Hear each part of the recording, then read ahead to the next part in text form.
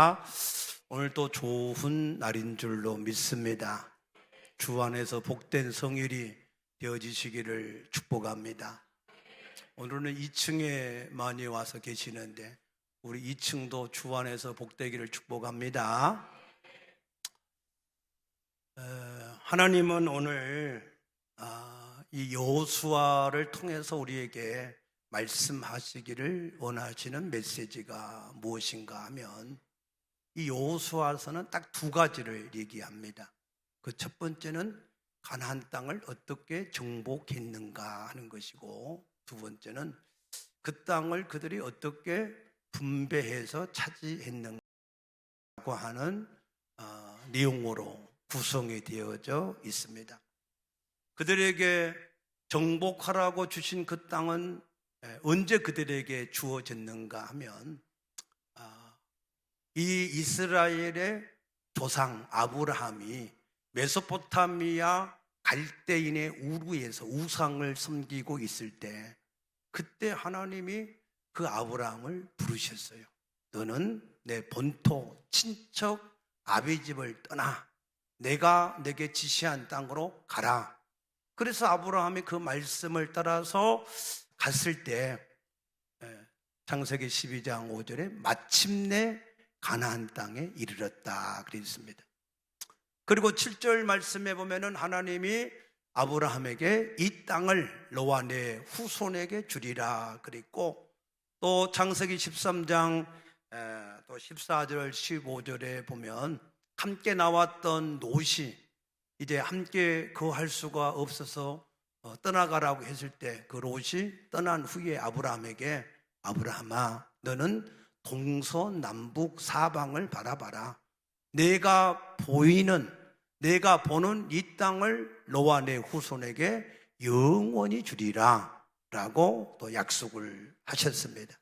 그런데 창세기 15장 13절에 보면 내 후손이 그 땅을 차지하는 때는 400년 후에 차지하게 될 것이고, 내 후손은 이방의 객이 되어서 또 이방인들에게 괴롭힘을 당할 것이다. 그런데 내가 너희를 괴롭힌 그 나라를 징벌할 때 내 후손이 거기에서 나오되 큰 재물을 가지고 나오게 될 것이다 라고 말씀하셨습니다. 그러면 왜 하나님이 아브라함에게 내 후손에게 주리라고 한 그 땅을 400년이 지난 4대 만에 그 땅을 차지하게 되는가? 첫 번째는 창세기 15장 16절에 보면은 그 땅에 살고 있는 아모리 족속의 사람들의 죄가 아직 가득 차지 않았다 그랬습니다.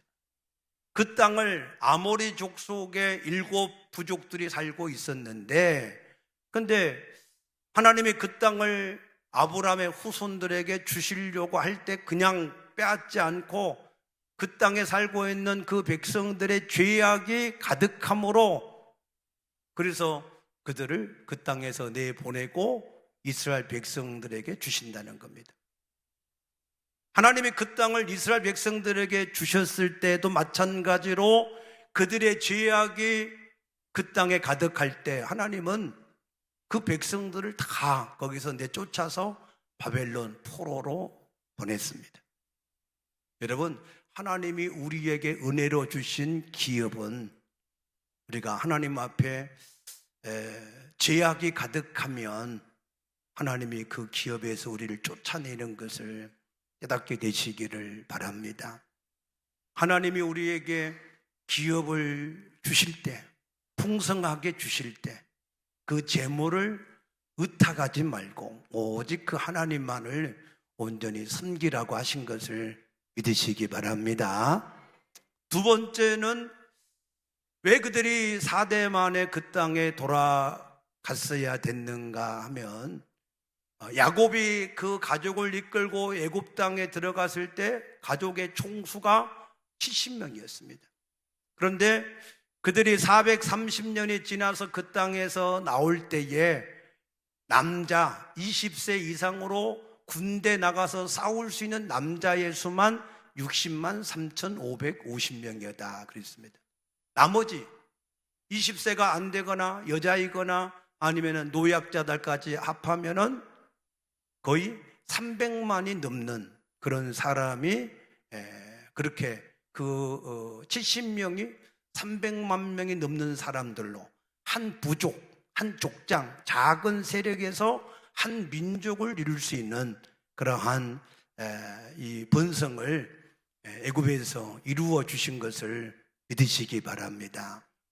그래서 하나님은 이 아모리 족속의 죄악 때문에 아니면은 애굽에 핍박을 하는 그런 사람들을 중심으로 이 모든 세계 역사를 운영해 가시는 것이 아니고 오직 하나님의 언약의 백성, 그 백성들을 중심으로 세계 모든 역사를 주관해 가시는 줄로 믿으시기 바랍니다.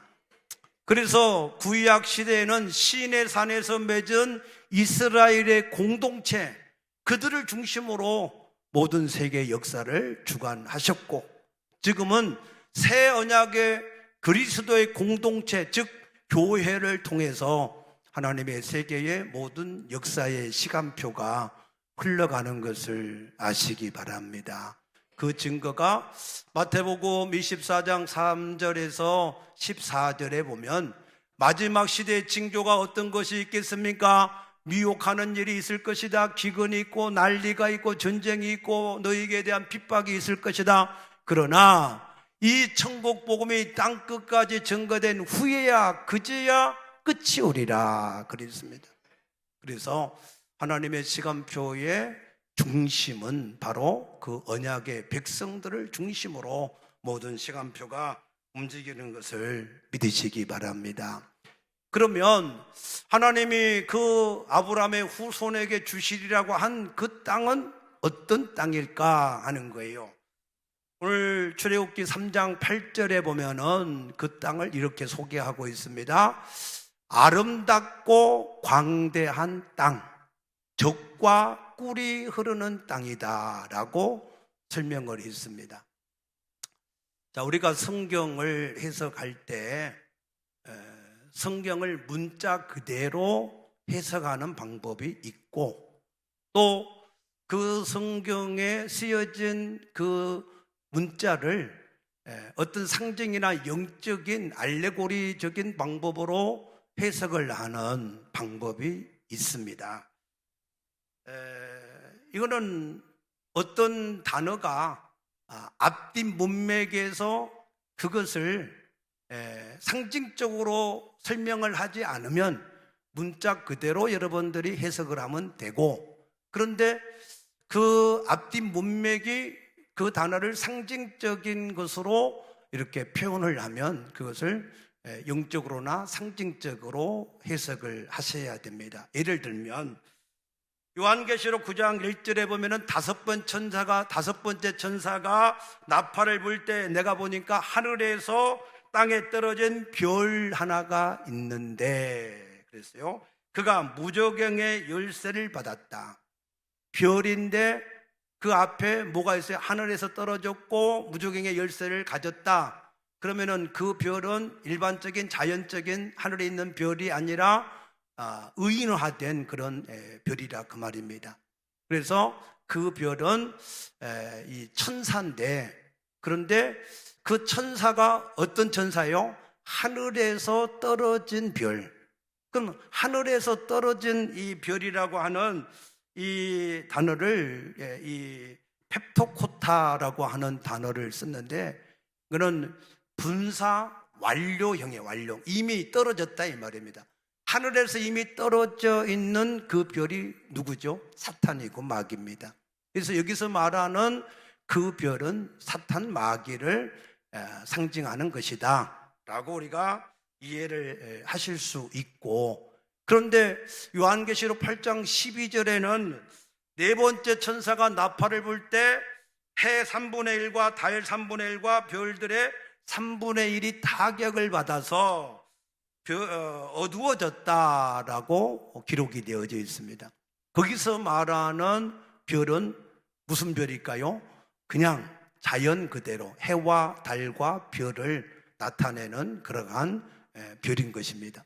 그래서 이처럼 어떤 성경을 우리가 이해할 때 문자 그대로 받을 수 있는 말씀이 있고, 상징적으로 이것을 해석할 수 있는 말씀이 있는데, 자, 하나님이 아브라함의 후손에게 약속한 땅은 무슨 땅이라고요? 광대한 땅, 아름다운 땅, 젖과 꿀이 흐르는 땅이다 그랬습니다.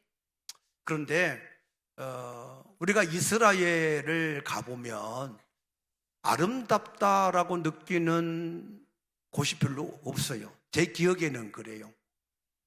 사해를 가봐도 이게 사해가 아름답다, 그냥 삭막해요. 사방에 소금 덩어리들 뿐이고. 그 다음에 좀 올라가면 유대 광야가 나오는데 유대 광야도 마찬가지로 삭막해요. 요단들을 올라가도 요단도 그렇게 물이 이렇게 흘러내리는 그런 강이 아니에요. 예루살렘을 가도 예루살렘이 감람나무 이게 몇 그루 있고 거기도 별로 그렇게 아름답다라고 느끼지를 못해요. 저 북쪽으로 가면은 갈릴리 호수가 있는데 갈릴리 호수는 그래도 조금 물이 풍성하니까 나무들이 좀 자라나 있는데 그래도 아름답다라고 느끼지 않아요. 예수님이 첫 번째 기적을 일으켰던 가나 그 지역도 별로 썩 그렇게 아름답지 않고, 예수님이 말씀을 선포했던 벳세다들에도 마찬가지입니다. 오히려 우리나라가 훨씬 아름다워요. 우리나라는 봄만 되면 어때요? 온 세상이 초록빛으로 물들어서, 그래서 우리 마음을 이렇게 힘이 나게 하고, 여름에는 푸른 시원한 바다가 있고, 가을에는 온 산이 울긋불긋 아름답게 단풍이 들고, 겨울에는 하얀 눈이 온 땅을 덮어서 또 새로운 세상을 만난 것 같은, 여러분 사계절이 있는 우리나라에 살게 된 것을 축하합니다. 감사하시기를 바랍니다. 그런데 하나님이 아름답다라고 말한 그 땅은 그렇게 아름답지가 않습니다. 또 광대한 땅이다 그랬는데 그 팔레스타인 가나안 그 땅은 우리나라 면적이 강원도 정도밖에 안 돼요. 면적이. 우리나라도 세계에서 아주 작은, 저 중국에 붙어 이렇게 있는 한반도 합혀도 이게 아주 좁은 그러한 면적인데, 그런데 거기에 강원도 정도의 면적밖에 안 되기 때문에 광대하다라고 하면 잘 이해가 안 돼요. 또 젖과 꿀이 흐른다 그랬는데, 이 젖을 내려면은 가축이, 양떼나 소떼가 이게 마음껏 먹을 수 있는 목초지가 있어야 되잖아요. 근데 그 땅은 별로 강수량이 없어서 목초지가 그렇게 많지 않습니다. 그래서 이 목자들이 양떼를 치기 위해서는 집을 떠나서 몇 개월씩 좋은 목초지를 찾아서 양떼를 쳐야 되는 그런 환경이고, 그리고 창세기 13장에 보면은 아브람을 떠난 이 롯도 그 목초지가 요단들을 따라서 점점점 소돔까지 그쪽으로 가야 목초지가 조금 좋은 목초지가 있지, 아브라함이 있었던 가나안 땅은 그렇게 좋은 목초지가 없습니다.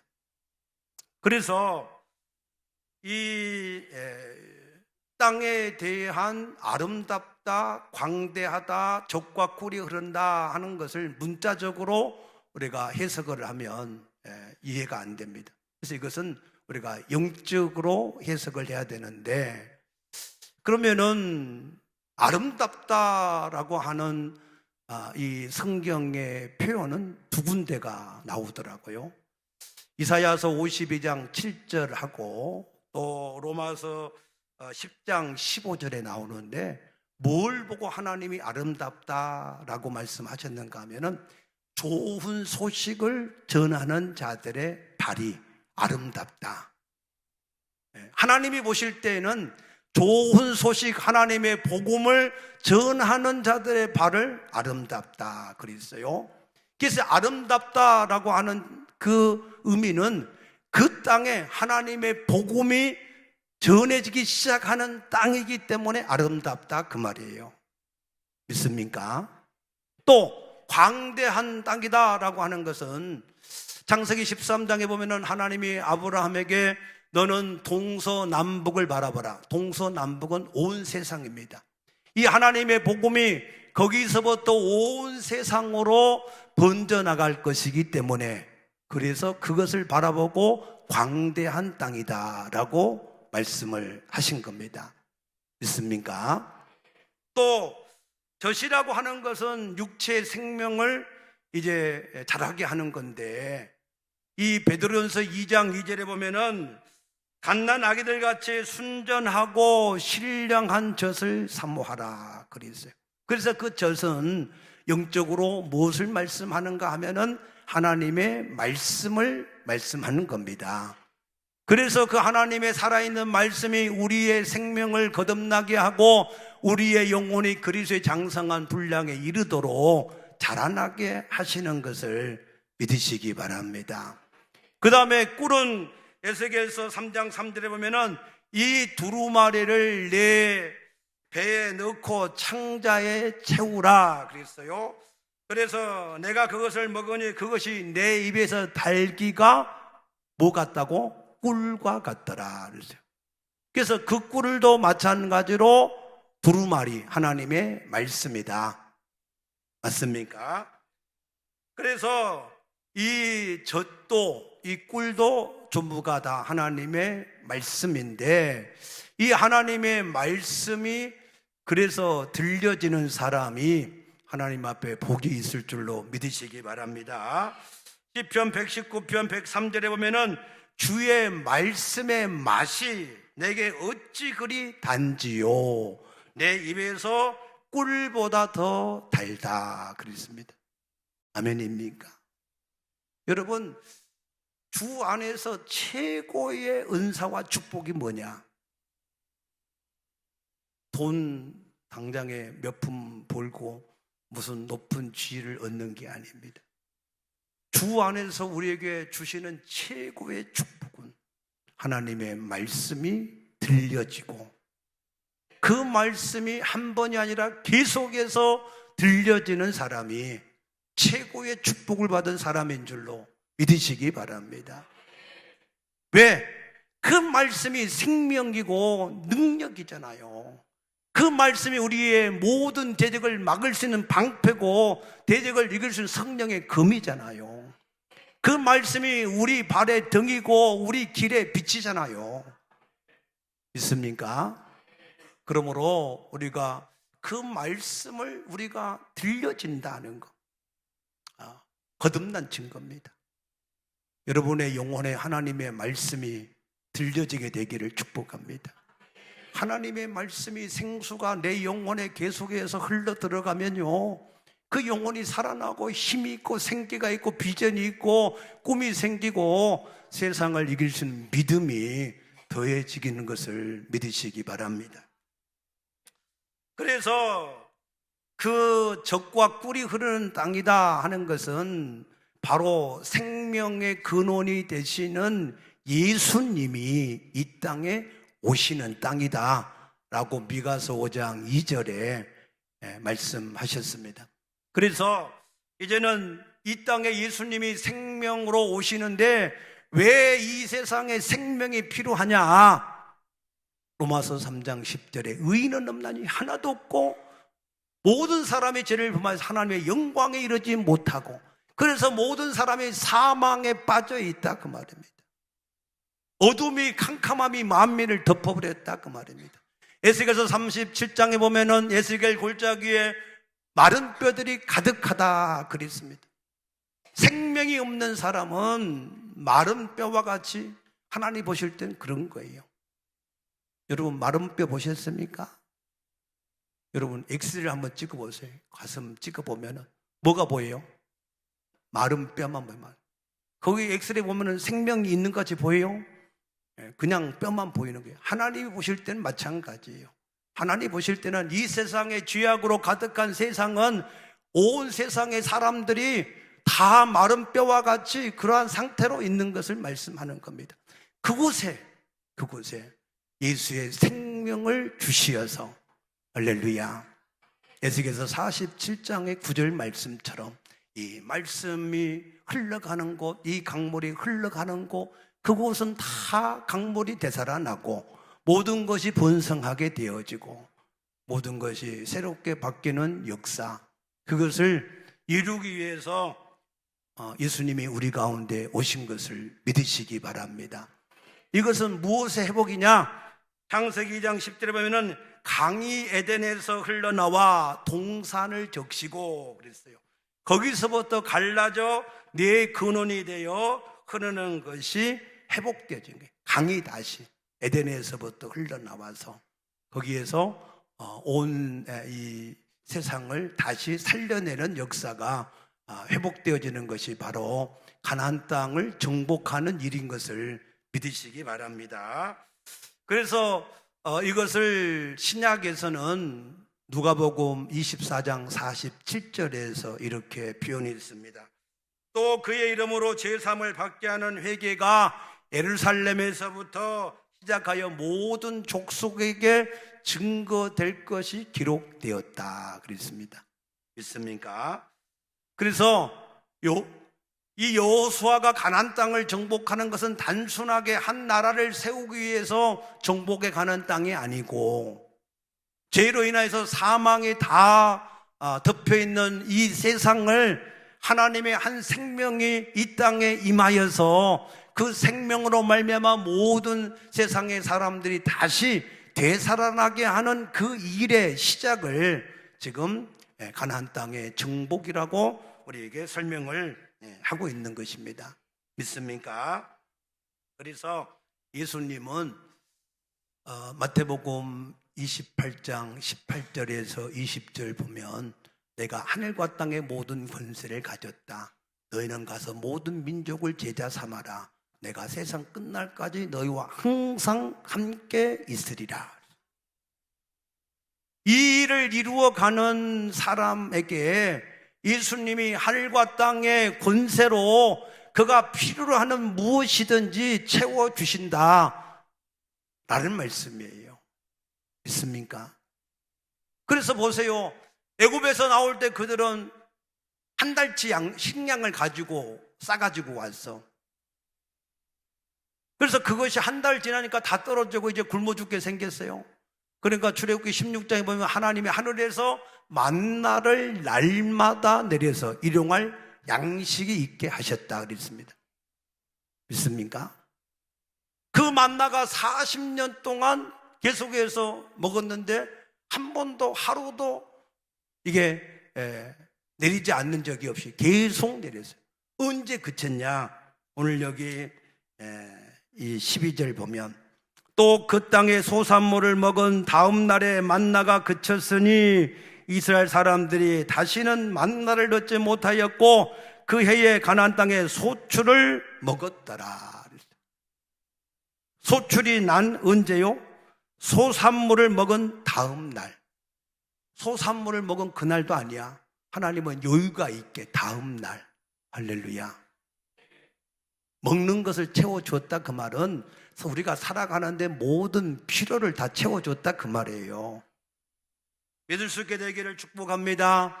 그래서 우리 교회도 이 하나님의 복음이 우리 가운데 벌써 예수님이 너희는 가서 모든 민족을 살리라 했는데 벌써 1885년이나 지난 거의 2000년이 다 된 조선 땅에 그 말씀을 하시고 나서 거의 1885년이 되어진 그때야 이 조선 땅에 이 복음이 전례가 되어졌고 벌써 그것도 140년이 올해로 지났습니다.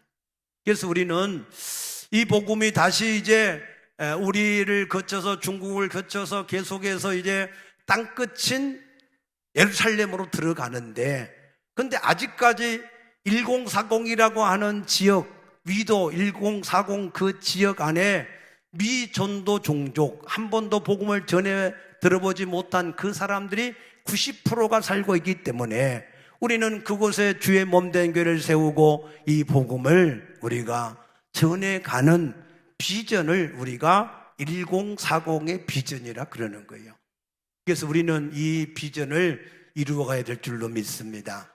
우리가 이 비전을 가지고 나갈 때 하나님은 우리의 모든 필요를 채우실 줄로 믿습니다. 아멘. 하나님은 이번에도 우리 모든 이 부품들을 바꾼데 한 1,100만 원 정도의 예산이 들어갔는데 하나님이 다 그때마다 사람들의 마음을 감동하셔서 다 채우신 것을 믿습니다.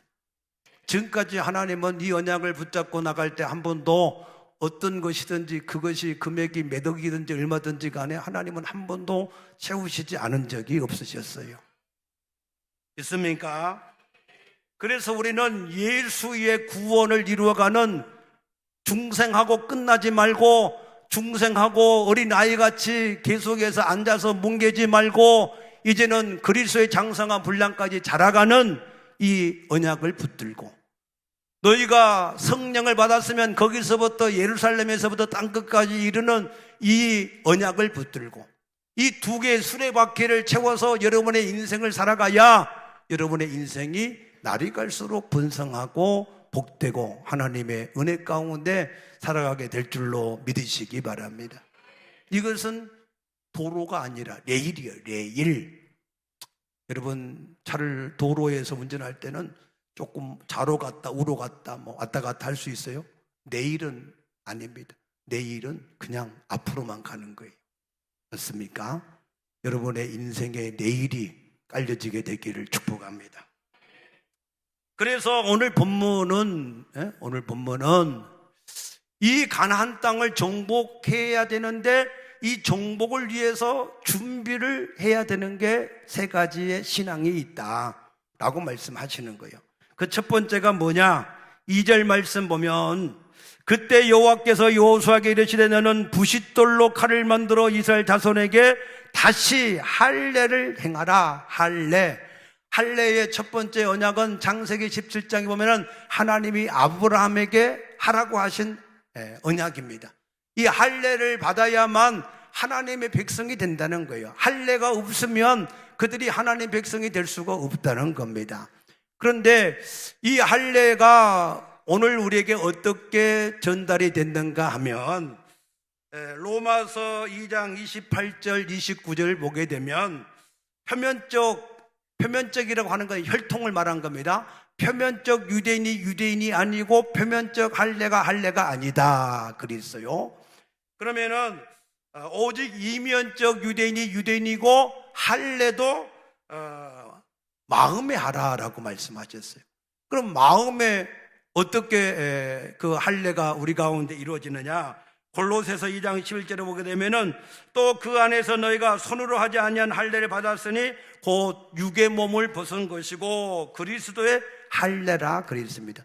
그리스도의 할례라고 하는 것은 그리스도를 통하여서 하나님의 성령이 내 가운데 임한 사람, 그 사람은 하나님이 그의 하나님이 되고 아버지가 되고 그가 그 자녀가 되고 그가 그 백성이 되는 것을 믿으시기 바랍니다.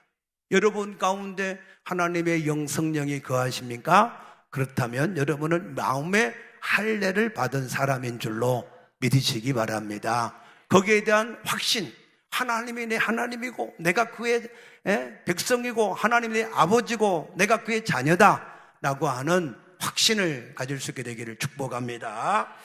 자, 두 번째 준비해야 될 것이 뭐냐 하면은 자, 여기 10절에 보면 또 이스라엘 자손들이 길갈에 진쳤고 그달 14일 저녁에는 여리고 평지에서 유월절을 지켰더라. 그래서 유월절은 언제 지켰어요? 처음에 애굽에 있을 때 어린 양을 잡아먹고 그달 14일에 그 양의 피를 문설주에 바르고 그 안에 있을 때에 죽음의 사자, 사망, 죄의 사망의 이 죽음의 이 사자가 6월 넘어갔다 해서 6월절이에요. 6월절.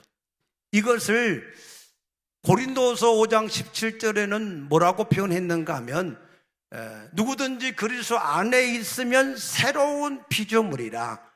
이전 것은 지나갔으니 새 것이 되었다 그랬습니다. 믿습니까? 6월절은 이전 것은 지나가고 새 것이 되는 게 유월절이에요. 유월절. 그래서 고린도서 5장 16절에 이제는 너희가 너희 자신을 육의 사람, 육체로 있을 때 하나님을 만나지 못했을 때 가졌던 그 생각을 버리고 이제는 그리스도 안에서 새로운 사람, 그리스도 안에서 새로운 사람은 하나님이 함께함으로 변화된 사람, 하나님이 함께함으로 주어진 사람, 그 사람으로 생각을 바꾸라는 거예요. 믿습니까? 그러면 어떻게 우리가 바뀌겠어요? 하나님이 함께하니까 영생을 얻었고 우리가 하나님의 자녀가 되었고 하나님 우리 선한 목자가 되셔서 그 양떼를 위해서 책임지셔서 자기 목숨은 버릴지언정 양떼를 구원해 가시고, 맞습니까? 예수의 이름을 주시어서 하늘과 땅의 권세 이름을 주셔서 무엇이든지 하게 하셨고, 우리는 질그릇이지만 보배 되시는 예수가 우리 가운데 계셔서 사방에서 우겨싸임을 쌓여도 쌓이지 않고 망하지 않게 하셨고, 아멘. 우리는 아무것도 없는 자 같으나 예수를 만나기 전이나 지금이나 똑같은 것 같지만 실상은 모든 걸 가진 자고, 그래서 우리의 모든 걸 할 수 있는 자고, 그래서 우리의 모든 삶은 주께서 합력해서 선을 이루어 주시기 때문에 우리는 범사에 감사하며 사는 자가 바로 그리스도 안에서 유월절을 경험한 사람인 것을 믿으시기 바랍니다. 여러분이 유월절의 확신을 가지시길 축복합니다. 생각을 바꾸셔야 돼요. 여러분은 이전 사람이 아닙니다. 그리스도 안에서 새로운 피조물이 된 줄로 믿으시기 바랍니다. 할례를 받으면은 애굽에 있는 모든 저주가 다 떠나간다 그러셨어요. 여기에 9절에 보면 여호와께서 여호수아에게 이르시되 내가 오늘 애굽의 수치를 너희에게서 떠나가게 하였다 하셨으므로, 애굽의 수치가 뭐죠? 종된 삶입니다. 종된 삶. 종으로서 눌려서 자기들의 꿈과 비전도 없이 그냥 끌려다니는 삶이 애굽의 수치입니다. 근데 할례를 받으면 이제 하나님의 백성으로 그들이 온전하게 되어지면 그 모든 애굽의 수치가 굴러가게 하셨다, 지나가게 하셨다라고 하셨습니다. 그리고 우리는 유월절을 통해서 우리가 다시 새로운 사람으로 세워지게 된 것을 믿으시기 바랍니다. 마지막 세 번째는 13절 보니까 여호수아가 여리고에 가까이 이르렀을 때 눈을 들어본 즉 한 사람이 칼을 빼고 서 있는데 마주보고 서 있었다. 그래서 여호수아가 물었어요. 당신은 우리를 위하여 왔습니까? 우리의 대적을 위하여 왔습니까? 할 때 뭐라고 그랬어요? 그가 이르시되 나는 여호와의 군대 장관으로 지금 왔느니라 그랬어요. 아멘. 여러분, 여리고 성은요 이중으로 돼서 그 성벽이 9m가 넘고 그 폭이 10m가 돼요. 그러니까 여러분, 거기를 이스라엘 백성들이 하루에 한 번씩 돌고 마지막 날 7번 돌고 소리 지른다고 무너지겠어요? 여러분 생각에 무너질 것 같아요? 믿음이 대단하시네. 어떻게 무너지느냐? 여호와의 군대 장관이 칼을 가지고, 그 여호와의 군대 장관은요 4차원의 영적인 세계, 3차원의 모든 시공간을 초월하는 사람이에요. 그러니까 그 칼로 여리고성을 돌 때 함께 돌면서 다 베어버리니까, 그러니까 그냥 하나님이 살짝만 이렇게 건드려도 무너질 수밖에 없게 되어진 것을 믿으시기 바랍니다. 하나님은 그 가나안 땅을 점령해 갈 때 그냥 그들만 가라고 하지 않고 여호와의 군대 장관으로 함께 하셔서 앞장서서 그가 모든 우리의 가는 장애물을 제거하시고 필요를 예비하셔서 역사하시는 것을 믿으시기 바랍니다. 그러므로 여러분들이 무슨 일을 할 때 여러분이 하는 게 아닙니다. 일을 행하는 여호와, 그 일을 지어 성취하는 분이 여호와라 그랬어요. 모든 일은 하나님이 하십니다. 믿습니까? 여러분이 하나님이 하시도록 뭐만 하면 돼요? 너는 내게 부르짖으라는 거예요. 아멘. 그래서 일은 하나님이 하게 하셔야지 자기가 들고 설치면은요 될 일도 안 돼요. 그래서 여러분들이 무슨 일을 하든지 간에 하나님이 일을 하실 수 있도록 사시기를 축복합니다. 그럼 우리가 할 일은 뭐냐? 우리가 할 일은 15절에 여호와의 군대 대장이 여호수아에게 이르되 내 발에서 신을 벗으라. 그래서 내 발에서 신을 벗으라. 내가 선 곳은 거룩하니라 그랬어요. 여기서 말하는 신은 날이라고 하는 산을 썼는데 우리 발바닥을 보호하기 위한 이 남악신이에요. 남악신. 일본말로 겟다, 남악신입니다. 그래서 이 발에 신을 벗는 것은 뭐를 얘기하느냐 하면은 노예들만 신을 신지 못했어요. 주인에게 복종한다는 의미로 신을 신지 않았어요. 그래서 하나님이 출애굽기 3장 6절에 모세를 부를 때도 내가 쓴 것은 거룩한 곳이니 내 발에서 신을 벗어라 그랬어요. 신이라고 하는 것은 우리의 모든 권리를 말하는 거야. 권리. 룻기서 4장 7절에 보면은 이 룻에게 그 엘리멜렉의 집안의 권리를 물려줄 가까운 사람이 있기 때문에 보아스가 자기보다 그 사람이 더 가깝기 때문에 먼저 그 사람에게 물었어요. 이 엘리멜렉의 집안에 이 권리를 이어받을 거냐? 그걸 이어받으려면은 그 사람을 여인을 취하고 그 집안의 씨를 이어가게 하고 재산을 나눠줘야 되거든요. 그런데 그 사람이 그 권리를 다 찾으려고 하니까 자기가 너무 손해야. 그러니까 나는 권리를 포기하겠다 하고 그때 신발을 벗어 던지는 거예요. 그러면은 그 사람은 자기의 이익을 위해서 권리를 포기했다 해서 신발 벗은 자라라고 하는 사람들한테 비난을 받지요. 그렇기 때문에 신을 벗으라고 하는 것은 무슨 얘기냐? 우리의 모든 권리를 벗으라 그 말입니다. 우리가 일은 하나님이 하시고 그 일을 이루어 가신 분이 하나님이기 때문에 우리가 그 하나님을 따라갈 때 우리의 모든 이론과 생각과 가치관과 모든 걸 다 내려놓고 오직 그 하나님을 따라가라 그 말입니다. 오직 그 하나님만 의지하라 그 말입니다. 그러면 일은 누가 하신다고요? 하나님이 하신다.